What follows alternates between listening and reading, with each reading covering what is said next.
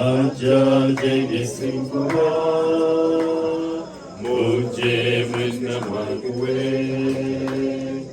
Ajajengiyaona Aligo Bwana.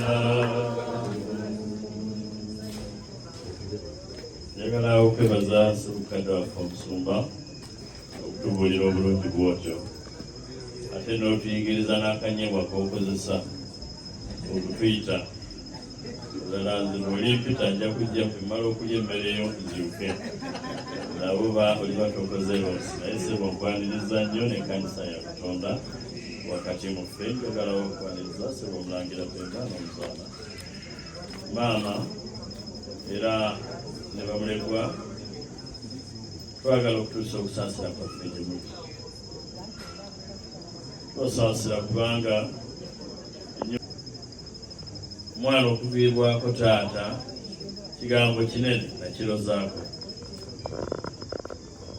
mukyala okuviibwako bba sikirozangako kubanga sibangako mukyala ate sifiirwanga mwami olw'ensonga eyo ye yatubuulira ku kifaananyi ky'omukyala afiirwa bbanga mulungi nti muliraanwa yajja n'asaasira omukyala yali ayazirana n'amugamba omwami wo mulungi nnyo abadde mulungi era ofiiriddwa kale mu kifo ky'okufiirwa omwami owo singa owange ye yafudde waakiri kyandibadde yaddeko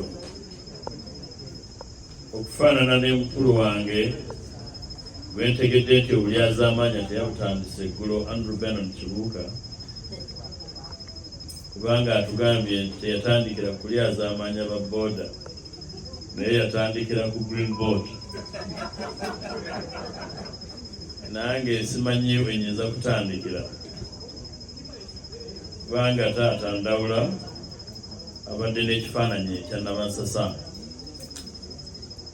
emyaka gy'ekyenda nga giggwako nali mu yunivasite e Makerere ne mmanya muwala we Irene nga tukyasoma n'amukwano gwange mwannyina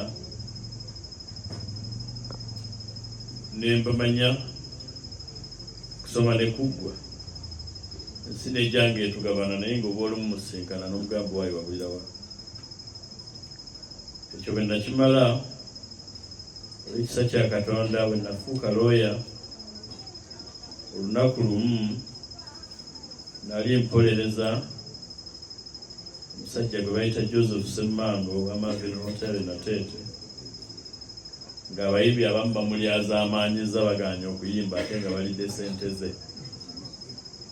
nga tusazeewo tubatwale mu kkooti taata Ndawula najja n'asabibwa ajja abeera omutabaga misango ng'esatu egyali gimaze mu kkooti emyaka egitakka wansi w'etaano omusajja mukulu ono n'agimaliriza mu ssaawa emu bweti era nzijukira ku olwo nze namuvuga okumukomyawo wano kaakati bagambye nti abazze wano ku lw'ab'emizannyo basituke n'ensituka kubanga Edgar Rebel tiwadde nga taata yali awogera express naye nga yagukyangira mu villa ensonga ssebo njagala nzibabuulire kubanga abamuyinza okuba temuzimanyi ekisooka villa ng'esasula bulungi nga bwekola nakati ekyokubiri nga villa era nga bwe mumanyi esamba omupiira nebonyabonya ttiimu endala saasidde omulema wange era omuyimbi wange Samugombya awagira express ojja kukaaba nnyo ng'awagira Arsenal awagira KCC n'olwekyo mumanyi nti nze pulezidenti wa villa ataalayira olw'okubanga ali maze okuwangula akalulu omuyaye n'akalinnyamu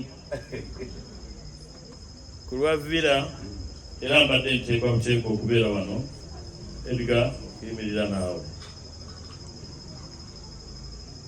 ebigambo ebyokwogera ku musajja mukulu ono munzikirize neyambisa ebyo byokka ebijjiddwayo muganda wange omulyaza amaanyi.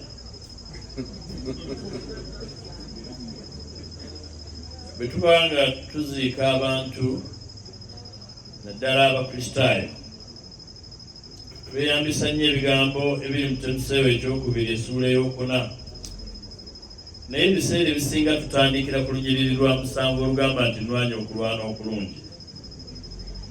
Nga tonnalutuukako waliwo olunyiriri ndowooza nzijukira nti lwa 5 olugamba buli muntu atamiirukukenga.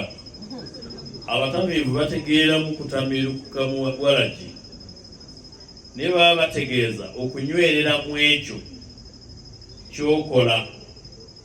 Era ekigambo ekisembayo mu lunyiriri olwo olwokutaano kwe kunywezanga obuweereza bwo. Ebigambo bya Andrew Bannon Kibuuka bijjayo bulungi ekifaananyi kya taata Ndawula okunywerera ku ebyo byasazeewo okuteekako emikono gye. Nolwekyo Mukama yeebazibwe okubeera ng'amusobozesezza okunywera okutamiirukuka mu ebyo yasalawo okukola obuweereza bwe n'abunyweza. Era mu lunyiriri olw'omusanvu ekyo kyekijja omusaanyiza engule eri Katonda we. Amaze basaasira kitegeerekeka, bukaaba okwaziira nakutegeerekeka. Okulwala kwa taata twakumanya etwekanga kubanga era twamanya nti afunye obulwadde obutannafuna ddagala lya sayansi. Weewaawo batugamba nti Abayudaaya banzuula eddagala naye babadde bakyalikonedde. Naye omuwandiisi wa Zabbuli eya 27 yagamba 27 olunyiriri olw'ekkumi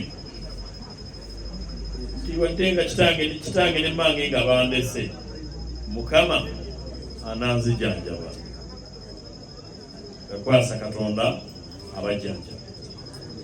Olunyiriri olw'13 ne lugamba nti nandizirise singa sakkiriza okulaba obulungi bwa Mukama mu nsi ey'abalamu.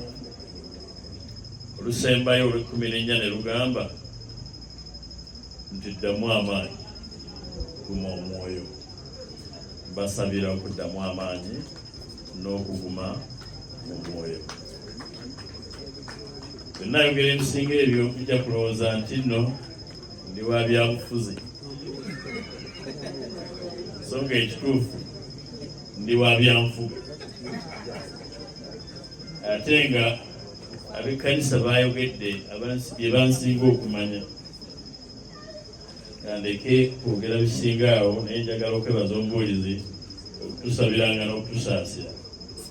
Nabadde yeebuzaabuza naye abimanyi, yabirimuko n'abidduka nga byokya, naye era tannalaba nti eyo nsonga emala okutusabira abagumye okusobola okubataasa.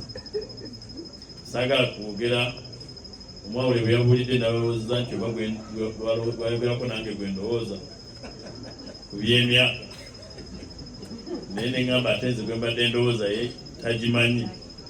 Yagamba tamanyi lwe bamuzaala, n'olwekyo ate ye toyinza munenya, bw'aba agisazeeko ate enkeera n'agigattako. Nsaba ekisa kya Katonda kyongere okubakuuma. Mukama abeera.